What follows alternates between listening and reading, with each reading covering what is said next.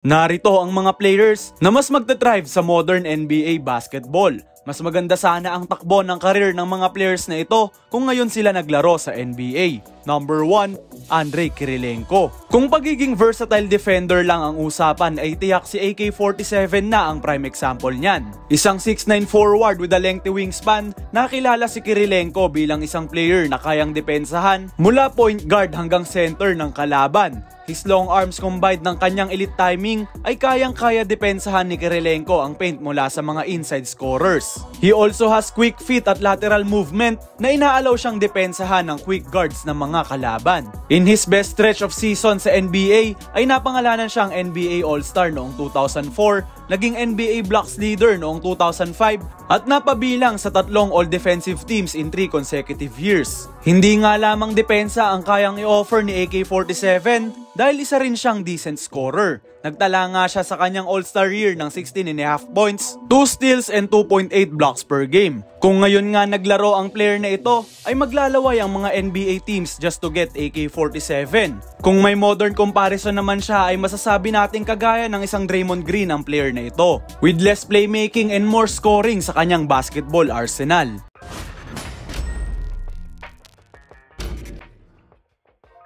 GOAT fam, please like and subscribe na sa GOAT's Descendants para sa ating regular uploads. Malapit na nga tayong mag 50k subscribers, kaya't samahan nyo ko sa aking journey in getting that milestone. Number 2, Toni Kukoc. Si Toni Kukoc ay sumikat sa time niya sa Chicago Bulls with Michael Jordan, kung saan nanalo sila ng 3 sunod-sunod na kampyonato mula 1996 hanggang 1998. Isang 6'10 forward na may handles ng isang guard, and he can do anything sa loob ng court. Mapa-shooting, rebounding at playmaking ay talagang maaasahan ng Croatian forward na ito. No wonder bakit isa siya sa mga consistent players para sa great team ng Chicago Bulls noong 90s era. Kahit nga si Ron Harper ang main point guard ng Bulls noon, ay si Kukoc ang may mas mataas na assist per game number sa dalawang ito. Sa best year ni Toni sa NBA ay nagtala siya ng 18.8 points, 7 rebounds and 5.3 assists per game. Ginawa niya nga yan noong 1998 to 1999 season, kung saan lumisan na si Michael Jordan sa malakas na team na ito. That time ay halos wala talagang 6'10 player na kayang makashoot mula sa labas, yet alone na kayang gumawa ng plays para sa kanyang teammates, making Toni Kukoc one of the most advanced players sa 90s era ng basketball. To give you a better perspective sa laro ng player na ito, ay para nga siyang isang Ben Simmons na may decent 3-point shooting. Isang 6'10 point forward who can do anything and everything sa loob ng court, na siya talagang hot commodity sa laruan ngayon ng NBA.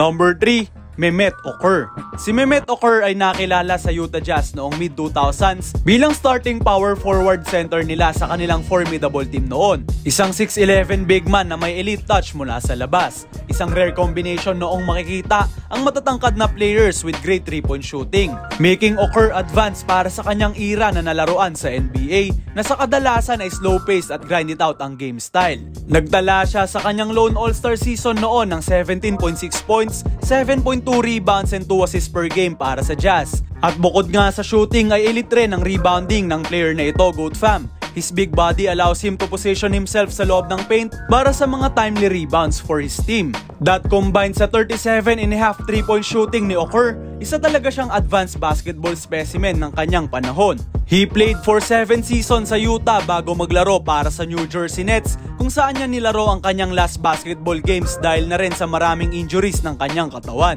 By the way, GOAT fam, nanalo nga pala ng kampyonato sa Pistons noong 2004 itong si Mehmet, being their backup center.